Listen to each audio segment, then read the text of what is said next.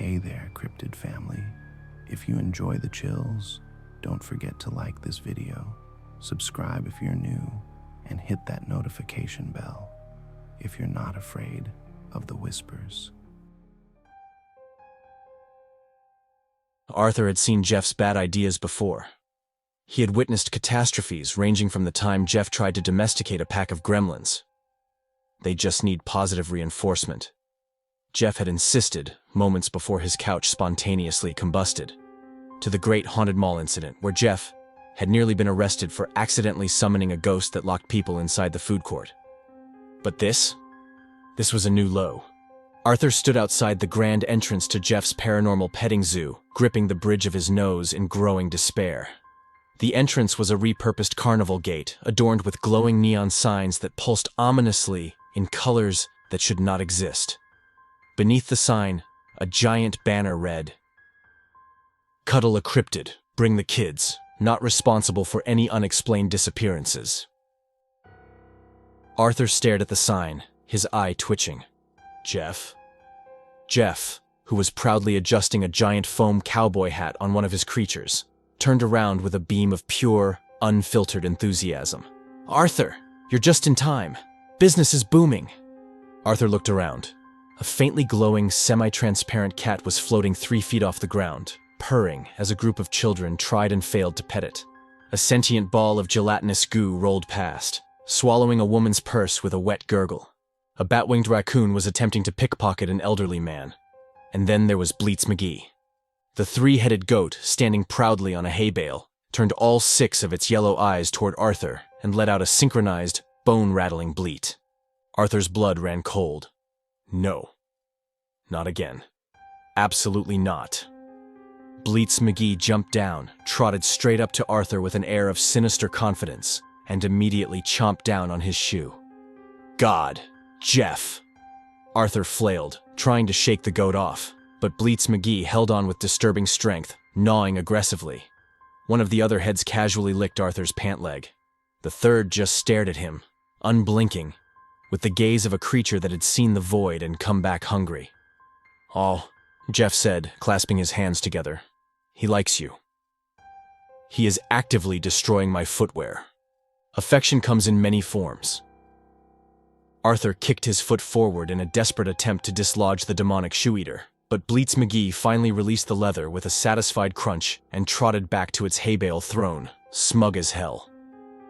Arthur stared down in horror at the ruined husk of his once functional shoe, a thick line of goat drool and bite marks etched deep into the leather. Jeff patted Arthur's shoulder reassuringly. "Don't worry, buddy. We've got extra shoes in the gift shop." Arthur, still reeling from the personal attack on his wardrobe, turned slowly toward Jeff, his expression dead and devoid of hope.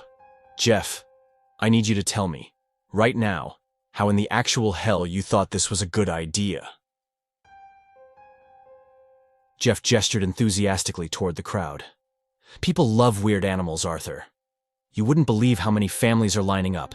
It's all about the experience, the memories, the dash." A scream cut through the air. Arthur and Jeff turned just in time to see a young child, no older than 6, gleefully clinging to the leg of something that should not exist. It was roughly 7 feet tall, wearing a tattered, centuries-old coat, and had no discernible face, just a hollow space where features should be. The child giggled. "Mr. Wisp says he wants to be my friend forever." Arthur grabbed Jeff by the collar. "What the hell is that?" Jeff shrugged. "That's Mr. Wisp. He's a harmless shadow entity. He does not look harmless." "Well, he's very gentle," Jeff insisted. "He only eats bad dreams." Arthur pointed at the unnatural void where the creature's face should be. "You see that? That is not the face of something that exclusively eats bad dreams, Jeff." Mr. Wisp tilted his non-existent head, and the air around him visibly darkened. Arthur turned back to Jeff, voice a hiss. "Get the kid away from it before we have a situation." Jeff sighed dramatically, walked over, and gently pried the child away. "Hey, bud, Mr. Wisp is on break. Why don't you go pet one of the safer animals like—" Bleats McGee locked eyes with the kid and licked its lips. "Actually, you know what? How about a stuffed animal from the gift shop, free of charge?" Jeff swiftly redirected the child to safety. Arthur took a deep breath. Jeff, you need to shut this down. Absolutely not, Jeff said, gesturing at the absolute circus of supernatural chaos unfolding around them. Do you see this? This is innovation, Arthur. This is entertainment history in the making. This is a lawsuit waiting to happen. Jeff rolled his eyes. Look, I know you're being all dramatic right now, but everything is under control. Arthur opened his mouth to argue, but a low, earth-shaking growl rumbled through the air. The color drained from Jeff's face. Arthur, instantly on high alert, whirled toward the source of the sound. Beyond the fence, something enormous shifted in the shadows. Jeff nervously adjusted his collar. Slight correction. Almost under control. Arthur's left eye twitched violently. Something was coming. Arthur didn't know what fresh nightmare Jeff had summoned into existence this time. But the ground should not be vibrating like this. The low, thunderous growl reverberated through the petting zoo, rattling the fences and sending the more skittish creatures into a frenzy. The spectral cat phased out of existence entirely. The bat-winged raccoon took off screeching, and even the sentient blob rolled away at a concerning speed, leaving behind a very confused man patting his now empty pockets. Arthur grabbed Jeff by the arm. Tell me right now what the hell that is. Jeff gulped. Funny story. I may have, completely by accident, mind you, attracted the attention of something that is not supposed to be here. Arthur's left eye twitched. Jeff, what did you do? Before Jeff could answer, the front fence exploded. Splinters of wood and twisted otherworldly vines shot out in all directions, sending customers screaming in every direction. Something massive and ancient crawled through the shattered remains of the entrance, its 12-foot-long, centipede-like body undulating as it slithered forward. The creature was pure nightmare fuel. Its scaled, blackened hide pulsed with eerie green light, and its dozens of mismatched limbs clawed at the ground with jerky, unnatural movements. Its head was vaguely draconic, with 6 glowing, soulless eyes stacked vertically on its face. Arthur froze in pure horror. Jeff, what the hell is that? Jeff took an uneasy step back. It might be the Grumbling Maw. Arthur slowly turned his head toward him. Might be? Okay, fine. It definitely is. Jeff gulped. But in my defense, I did not invite it. The Grumbling Maw let out a bone-rattling snarl, and the entire petting zoo descended into pure, unfiltered chaos. The remaining customers screamed and bolted for the exits. Mr. Wisp phased out of existence. The floating pumpkin projectile launched its seeds at the monster in pure terror. And, for some godforsaken reason, Bleats McGee charged the thing head-on. Arthur could only stare in sheer disbelief as the 3-headed goat rammed full force into the beast's leg. The Grumbling Maw didn't even react. Bleats McGee bounced off harmlessly, landed on his feet, and immediately began eating the fence instead. Arthur turned back to Jeff, utterly apoplectic. How do we stop it? Jeff looked like he was actively trying to astral project out of this situation. The Grumbling Maw raised one of its grotesque clawed limbs, preparing to swipe straight through the remaining enclosures. Arthur had approximately 5 seconds before this turned into a full-blown supernatural massacre. He grabbed Jeff by the collar. Do something! Jeff, still in pure crisis mode, suddenly snapped his fingers. Wait, I have an idea. Arthur, desperate, grabbed him by the shoulders. Then do it! Jeff dug into his jacket pocket and pulled out something small and metallic. Arthur squinted at it, unable to believe what he was seeing. Jeff, Arthur said in a dangerously low voice, why the hell do you have a kazoo? Jeff held it up dramatically. Because, Arthur. He took a deep breath. It's time to tame the beast. And before Arthur could process that Jeff was about to fight an ancient, apocalyptic cryptid with a children's musical instrument, Jeff raised the kazoo to his lips and started to play.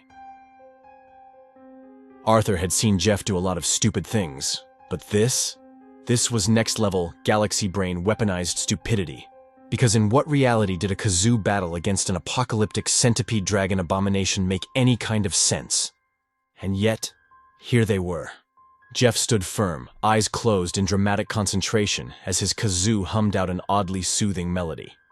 It wasn't the usual obnoxious screeching one might expect from a plastic wind instrument played by an agent of chaos. It was almost beautiful. The Grumbling Maw, mid-rampage, hesitated. Its enormous gnarled claws froze mid-swipe.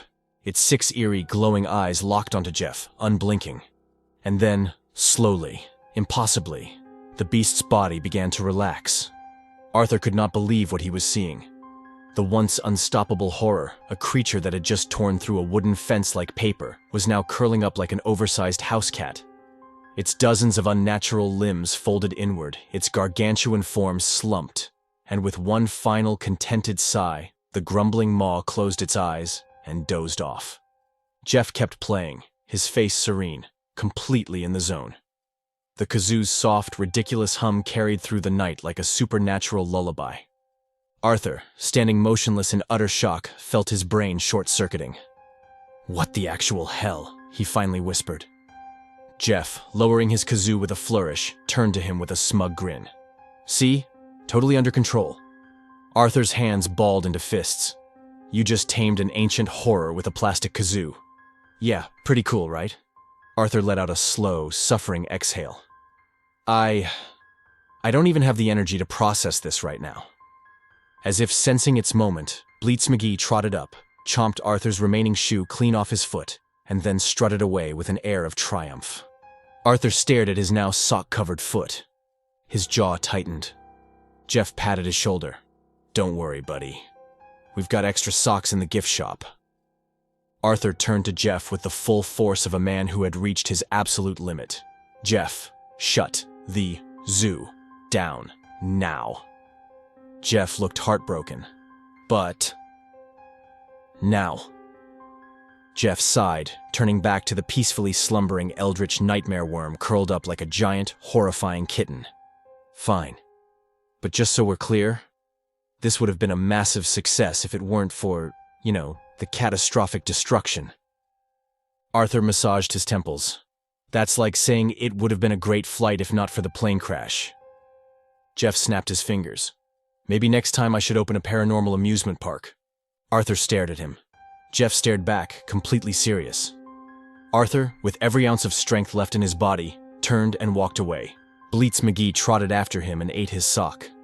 The petting zoo was shut down before midnight. Arthur burned all the flyers. Jeff was banned from attempting to run any new, family-friendly businesses for at least a year. The Grumbling Maw? It refused to leave. It had, apparently, decided that the petting zoo was now its home, and Jeff was its official nap-time bard. Arthur decided that this was no longer his problem. As for Jeff, well, he was already researching carnival rides that could support the weight of an eldritch horror. Because Jeff's paranormal amusement park, that was going to be a masterpiece. Arthur, on the other hand, felt an incoming migraine.